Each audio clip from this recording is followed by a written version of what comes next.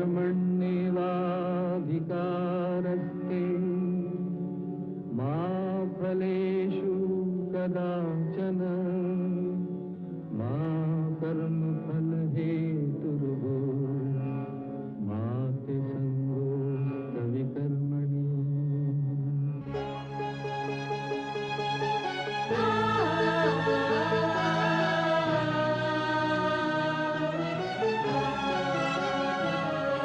ये औरत है कुदरत का अनमोल तोहफा, ये ममता का सागर, मोहब्बत का दरिया है। हर नस्ल हर देश पर कर्ज इसका बनाया गया, त्याग को फर्ज इसका।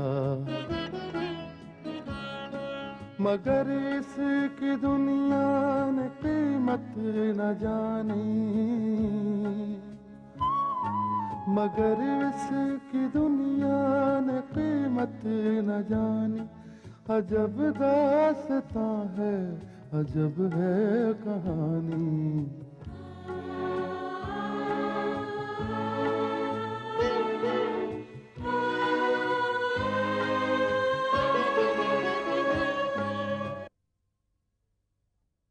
बाबूजी, मैंने उसे समझाया मगर वो मेरी बात मानने को तैयार नहीं है। बाबूजी। विनोद, ये तुम क्या कह रहे हो? वो तुम्हारी पत्नी है। क्या तुम अपनी पत्नी को इतना भी नहीं समझा सकते हो कि वो एक बच्चे की मां बनने वाली है? और मां बनना एक औरत के लिए कितने गौरव की बात होती है। इससे पहले भी ये खुशियां हमारे दरवाजे तक आकर लौट कर चली गई थी, मगर उस वक्त जो कुछ भी हुआ वो महज एक हादसा था। उस वक्त भी गलती विनोद तुम्हारी थी। तुम्हारी नादानियों की वजह से सब कुछ हुआ था, मगर मैं इस गलती को अब दोबारा नहीं दोहराने दूंगा। तुम जाओ और उसे किसी तरह भी समझाओ। फिर भी वो ना मानी तो उसे मैं समझाऊंगा। अगर वो सीधे तरीके से नहीं मानी तो उसे अपनी तरीके से समझाऊंगा। मैं भी आखिर देखता हूं कि हमारे वारिस को दुनिया में आने से कौन रोकता है।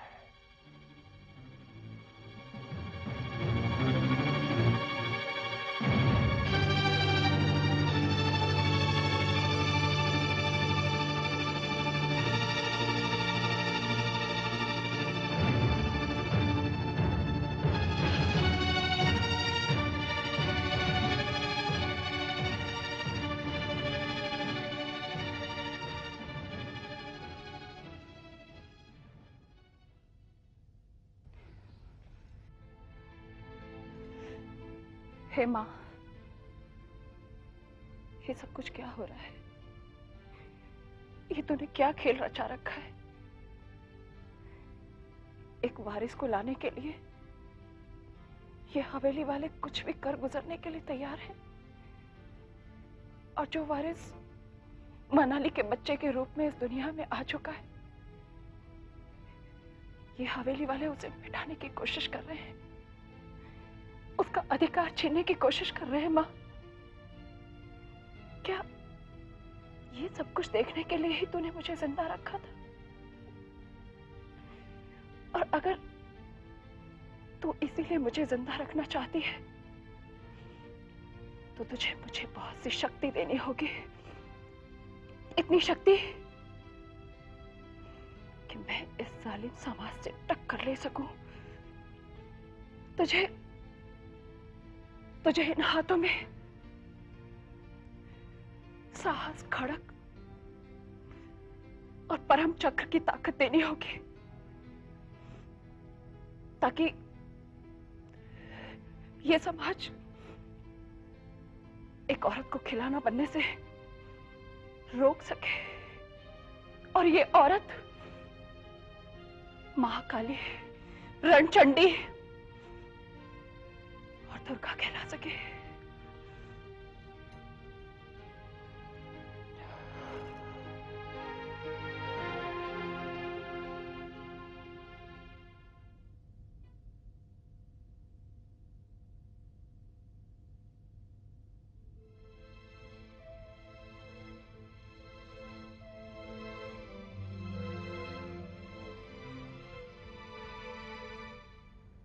अभी ये जो फैसला आपने अपनी जिंदगी में लिया है, इसका असर काफी दूर तक चलेगा, काफी दिनों तक रहेगा।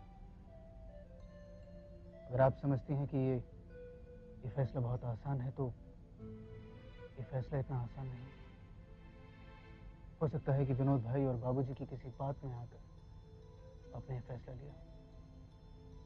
और वैसे भी भाभी, इस फैसले को लेते वक्त आपने ये नहीं सोचा कि दूसरों के दिलों पर क्या गुजरे। तुम किसकी बात कर रहे हो? किसकी बात कर रहा हूँ? मैं हवेली में रहने वाली उस औरत की बात कर रहा हूँ जो विनोद भाई और बाबूजी के साथ रहती है। माफ कीजिएगा, लेकिन आपने उस औरत को वो इज्जत नहीं दी जिसकी वो हकदार है। अगर आप मुझसे पूछेंगी ना भाभी, तो मैं कहूंगा कि मैंने उस औरत को अपनी सगी माँ से ज्यादा इज्जत दी।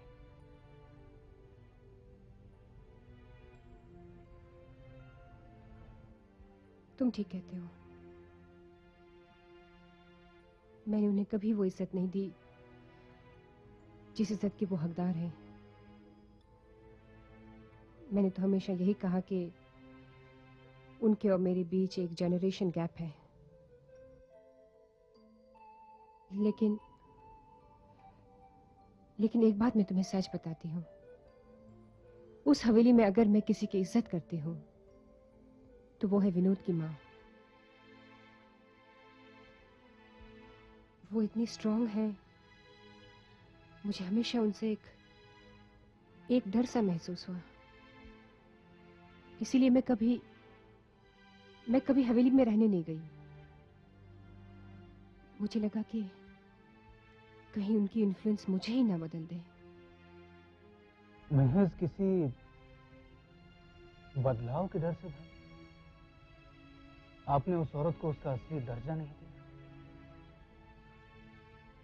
आपका यह डर बिल्कुल बेबुनियाद है। एक औरत दूसरी औरत को चाहे कितना भी बदलने की कोशिश क्यों ना करे, लेकिन उसके औरतपन को वो नहीं बदल सकती। नहीं भाभी, एक बात आप मुझे बताइए, पूरी सच्चाई और पूरी ईमानदारी के साथ, क्या इस फैसले को लेने के बाद आप वाकई में खुश हैं?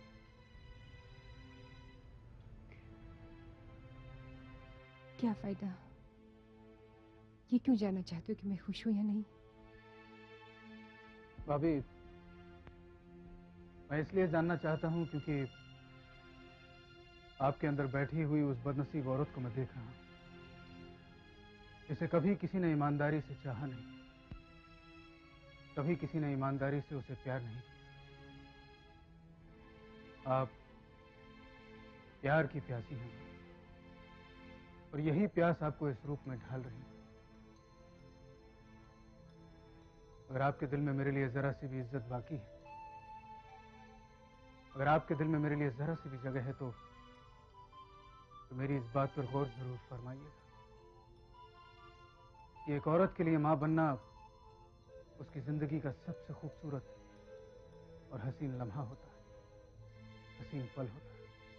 और इसका सबसे बड़ा गवाह तो मैं हूं, क्योंकि यही बात मैंने अपनी मां से पूछी थी कि मुझे जन्म देते वक्त क्या उसे दुख हुआ था। और आप तो जानती हैं ना भाभी कि मेरी मां बाजार में नाचने गाने वाली एक तवायफ थी, जिनके यहाँ पर लड़कों के जन्म को मनहूस माना जाता, लेकिन उससे कोई दुख नहीं हुआ भाभी। उसे तो बहुत खुशी हुई, बहुत खुश थी वो। अरे वो तो एक तवायफ थी, लेकिन आप एक इज्जतदार खानदान की बहू, एक बहुत ही नेक और शरीफ आदमी की बहन, इसलिए जो भी फैसला करें आप सोच समझ कर करें। सारी बातों को अपने जहन में लेकर फिर आप फैसला करें। बस इतना ही कहना चाहूंगा मैं।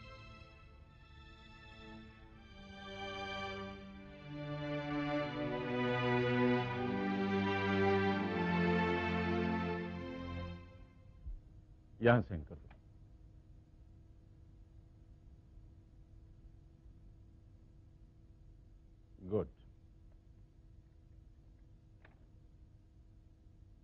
वकालतनामे पर भी साइन हो गए और इसके अलावा इन कागजात पे साइन करके तुमने बच्चे की वल्दियत को टेस्ट के जरिए साबित करने में मेरी मदद की है। देखो मनाली बेटे, अब तुम्हें कुछ ज्यादा सावधान रहना पड़ेगा। इस बच्चे का बस अपना ख्याल रखना। Yes uncle. चलता हूं। Thank you uncle. वेलकम। नमस्ते अंकल। अरे बेटे, कैसे हो बेटे विक्रम? बस ठीक हूं अंकल। बेटे तुम जरा मनाली का ख्याल रख लेना, ये जिम्मेदारी तुम्हारी है। अंकल आप बिल्कुल फिक्र न करें। Good, all the best. Bye sir. Manali, तुम्हें मेरे साथ चलना है। कहाँ? हम लोग यहाँ से डीसीपी कुलकर्णी साहब के घर जाएंगे। वहां पर तुम्हें एक छोटी सी रस्म अदा करनी है। रस्म? कैसी रस्म? अपने बच्चे को मिसेस कुलकर्णी के गोद में देने की। चलो मुन्ना, आखिर वो घड़ी आ ही गई। इंस्पेक्टर,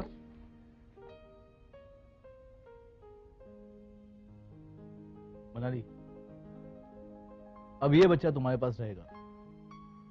इसकी देखभाल तो ये औरत करेगी, मगर इस बच्चे की हिफाजत हम सब लोग मिलकर करेंगे। चलो। विक्रम साहब, देखते हैं किस्मत क्या खेल दिखाती है हमें। डोंट वरी, सब ठीक हो जाएगा। Come on.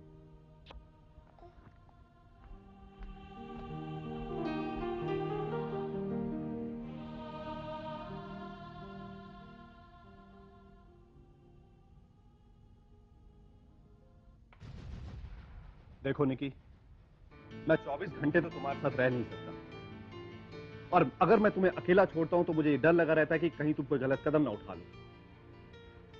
और अगर ऐसा हो गया तो सारी जिंदगी मुझे अपने आप पर शर्म आती रहेगी कि एक भाई होकर भी अपनी बहन के लिए कुछ नहीं कर सकता। भैया अगर यही आपका डर है तो आप जा सकते हैं, मुझे आपकी कोई जरूरत नहीं है। Why don't you try and understand भैया, मैं कितने टेंशन में हूँ, मैं किस कदर के जहनी तनाव से गुजर रही हूँ, और इस सारी टेंशन की वजह है मेरे पति और मेरे ससुर। देखो निकी, टेंशन से कोई भी प्रॉब्लम सॉल्व नहीं होता।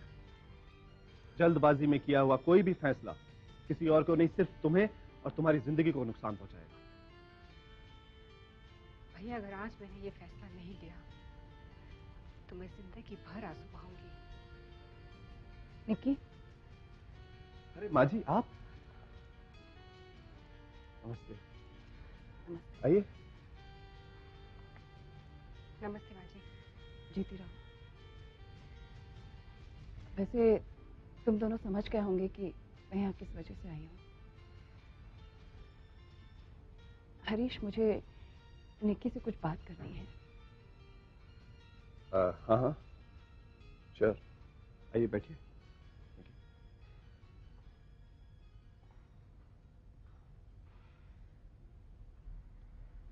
कहिए माँ जी। निक्की, मुझे यहाँ इसलिए आना पड़ा कि मैंने 2 खबरें सुनी हैं। पहली खबर कि तुम माँ बनने वाली हो और उसके बच्चे की माँ बनने वाली हो जो मेरा बच्चा है। पहली खुशी की खबर ने दूसरी खबर को गम में बदल दिया है। आखिर ऐसा क्यों? आपने तो यही सोचा होगा ना कि निक्की एक मॉडर्न लड़की है, वेस्टर्न कल्चर में पली है, इसलिए अपना फिगर नहीं खराब करना चाहती, इसलिए मां नहीं बनना चाहती, इस बच्चे को जन्म नहीं देना चाहती। आपने और बाबूजी ने तो यही सोचा होगा कि निक्की हमारी खुशियों की दुश्मन है। निक्की, तुमने मेरे सवालों का जो जवाब दिया है, अगर तुम अपने आप को एक बार मेरी जगह रखकर देखो तो शायद तुम बेहतर समझ सकोगी कि क्या तुम जो कुछ कर रही हो वो दुरुस्त है।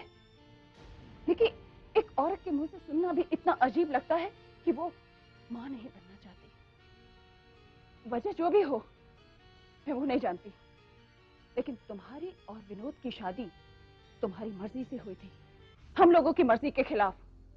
लेकिन एक औलाद की खुशी के खातिर मुझे रजामंदी देनी पड़ी।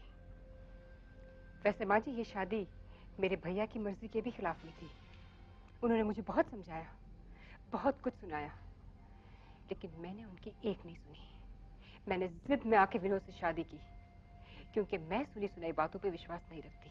निकी, मैं ये जानना चाहती हूँ कि ऐसी कौन सी वजह थी, कौन सी ऐसी वजह थी जिसकी वजह से तुम्हें ये कदम उठाना पड़ा? माँ जी, ये बात कि आपकी बहू माँ बनने वाली है, ये आपने पहली बार तो नहीं सुनी ना? आप पहले भी कई बार सुन चुकी हैं। पर सिर्फ इतना है माँ जी कि तब आपका बेटा आपको ये खुशी देना नहीं चाहता था, इसलिए उसने नहीं दी। आप अपने बेटे से जो खुशी चाहती हैं, उस खुशी के लिए आप जानती हैं उसने कितनी माँओं की कोख उजाड़ी है, उसने कितनी औरतों को बर्बादी की ओर धकेल दिया है। लेकिन आपने कुछ नहीं कहा, आपने विनोद को कोई सजा नहीं दी माँ जी। मेरे पति ने उन औरतों पे कितने जुल्म किए, लेकिन आप चुप रही माँ जी, क्योंकि आप अच्छी तरह से जानती थी कि इस जुर्म में सिर्फ विनोद ही नहीं, बल्कि आपके पति भी शामिल है। कहाँ जाती है माँ जी? आप मुझसे जवाब मांगने आई थी ना? अब आपको सुनना पड़ेगा, अब आपको मेरा जवाब सुनना पड़ेगा माँ जी। आप मुझे अपनी खुशी की दुहाई दे रही है ना? ये खुशी मैं आपको कभी नहीं दूंगी, मैं आपको कभी नहीं दूंगी माँ जी। तब आप कहाँ थी माँ जी, जब आपका पति और आपका बेटा उन सारी औरतों की खुशियों को गला घोट रहा था? आप कहाँ थी माँ जी? आप कहाँ थी जब आपका पति और आपका बेटा उन औरतों को बर्बादी की ओर धकेल रहा था? मुझे जवाब चाहिए माँ जी, मुझे जवाब दीजिए, आप कहाँ थी तब? आप क्यों चुप रही तब? माँ जी, आपको मेरी सारी बातें सुननी पड़ेंगी। मैं मार दूंगी, मैं विनोद के बच्चे को मार दूंगी माँ जी, मैं विनोद के बच्चे को मार दूंगी। सुना आपने? मैं बताती हूँ आपको, मैं बताती हूँ, आप क्यों चुप रही? मैं बताती हूँ विनोद ने ऐसा क्यों किया। क्योंकि वो औरतें कमजोर थी, वो औरतें मजबूर थी माँ जी। लेकिन मैं कमजोर नहीं हूँ, मैं मजबूर नहीं हूँ। वो सजा जो आपके पति और विनोद को आज तक किसी औरत ने नहीं दी है, वो सजा मैं दूंगी। जिस खुशी की वो दुहाई देते हैं, जिस खुशी के लिए वो लोग फूले नहीं समाते, मैं उनसे वो खुशी छीन लूंगी माँ जी। मैं अपने बच्चे को मार दूंगी।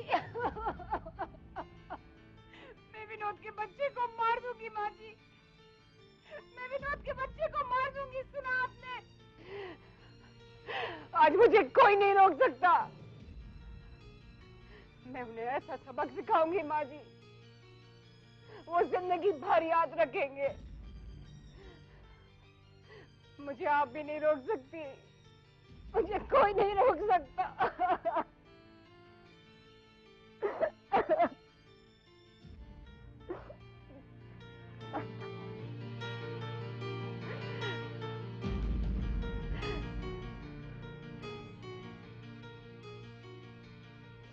मैं तुझे कैसे जन्म दूं?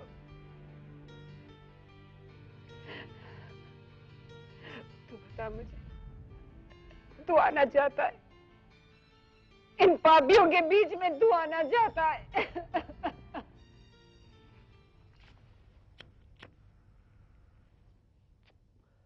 एक बात मेरी समझ में नहीं आ रही, वो ठाकुर को तूने यहाँ क्यों बुलाया? अरे तुझे मालूम नहीं वो किस टाइप का आदमी है? आजकल तो मैं उससे डरने लगा हूँ, उसी की वजह से हम दोनों के बीच में फूट पड़ी थी ना। नहीं जगताप, ऐसा कुछ नहीं है। देख, हमारे बीच में जो फूट पड़ी थी ना, उससे हम दोनों के बीच में एक ऐसी दरार पैदा हो गई थी जिसे पाटना हम लोगों के लिए मुश्किल ही नहीं नामुमकिन था। हम एक दूसरे के खून के प्यासे तक हो गए थे, जानता है ना। वो तो ठाकुर साहब ही थे जिन्होंने हमारे बीच में सुलह करवाई, हमें फिर से एक कर दिया। अरे हमें तो उनका शुक्रिया अदा करना चाहिए जगताप। अरे वो सब ठीक है, मुझे एक बात बताओ, वो यहाँ पे आ क्यों रहा है? वो तो वो खुद ही आकर बताएंगे। नम्रता, आइए ठाकुर साहब, बैठिए। कहिए क्या खिदमत की जाए आपकी? नम्रता, अब इस बात पर शिकायत करना तो बिल्कुल बेकार है कि जो काम मैंने पहले जगताप को सौंपा था वही बाद में तुम्हें भी सौंपा, मगर काम नहीं हो सका, बल्कि बिगड़ गया। लेकिन मैं निराश नहीं हुआ, मुझे अपने लोगों पर पूरा भरोसा था। क्या है ठाकुर साहब, काम बनते भी है और बिगड़ते भी है।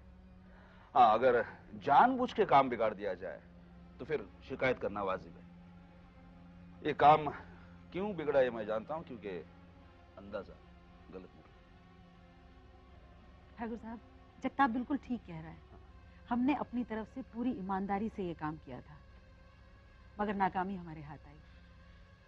हम दोनों की वजह से आपका जो नुकसान हुआ है उसका हम दोनों को बहुत अफसोस है।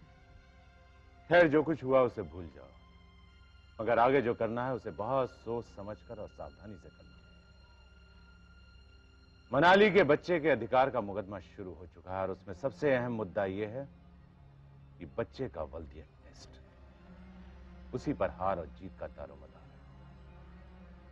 मैं पूरी कोशिश करूंगा कि मैं उस वल्दियत टेस्ट को बदल सकूं, और अगर मैं उस रिपोर्ट को बदलने में नाकाम रहा तो तुम्हें उस बच्चे को गायब करना। ठाकुर साहब, आप बिंदास रहो, ये काम तो मैं यूं कर जाऊंगा। मगर जगताप, इस बात का ख्याल रखना कि बच्चे की जान को किसी तरह का कोई नुकसान ना पहुंचे। तुम सिर्फ इतना करना कि जब बच्चे को उठा लो तो उसे शहर के किसी यतीम खाने के दरवाजे पर डाल देना, जहां से वो वापस मनाली के पास ना पहुंच सके। हाँ ठीक है ठाकुर साहब, आप जो चाहते हैं बिल्कुल वैसा ही होगा। और दूसरा अहम मुद्दा यह है कि बड़ी मुश्किलों के बाद मेरे खानदान के नए वारिस के आने की उम्मीद है। ये विनोद ठाकुर का जायज बच्चा होगा और मेरी सारी जायदाद का अकेला वारिस।